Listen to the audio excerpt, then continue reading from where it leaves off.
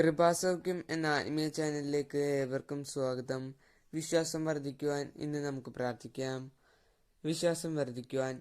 വിശ്വാസം പരിശുദ്ധാത്മാവ് നൽകുന്ന ദാനമാണ്. അത് ധാരാളമായി ലഭിക്കുവാൻ നമുക്ക് പ്രാർത്ഥിക്കാം. ദാനമായി ലഭിച്ച വിശ്വാസത്തെ വളർത്താനായി ഈശോയെ പറ്റിയുള്ള വചന പ്രഘോഷണങ്ങൾ കേൾക്കുക. വിശ്വാസം വർദ്ധിക്കുന്നതിന് യേശു ക്രിസ്തുവിനെ പറ്റിയുള്ള പ്രസംഗത്തിന്റെ കേൾവിയിൽ നിന്നാണ്. ജീവിതത്തിൽ നമ്മെ അലട്ടുന്ന എല്ലാ രോഗങ്ങളെയും എല്ലാ പൈശാചിക ബന്ധനങ്ങളെയും ഈശോയുടെ തിരുമുറിവിനോട് ചേർത്ത് നമുക്ക് പ്രാർത്ഥിക്കാം. കുട്ടികൾ കുടുംബത്തിന് ആനന്ദമാണ്. എന്നാൽ കുട്ടികൾക്ക് വളർച്ചയില്ലെങ്കിലോ? വളർച്ച എന്നാൽ ആത്മാവിന്റെ വരദാന ഫലങ്ങളിലുള്ള വളർച്ചയാണ്.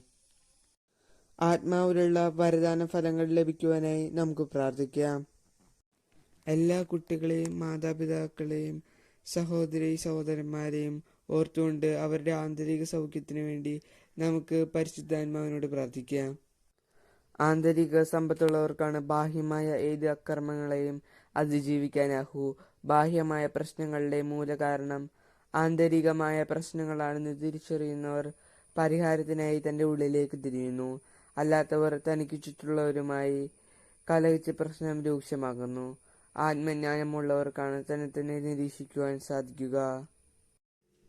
വിശ്വാസത്തിൽ നിന്ന് അകന്നു കഴിയുന്ന എല്ലാ മക്കളെയും ഒരിക്കൽ കൂടി ദൈവകരങ്ങളിൽ സമർപ്പിച്ചുകൊണ്ട് ഈശോയെ, ഞങ്ങൾക്ക് ഓരോരുത്തർക്കും ആഴമേറിയ വിശ്വാസം നൽകണമേ എന്ന് അങ്ങയോട് ഞങ്ങൾ പ്രാർത്ഥിക്കുന്നു.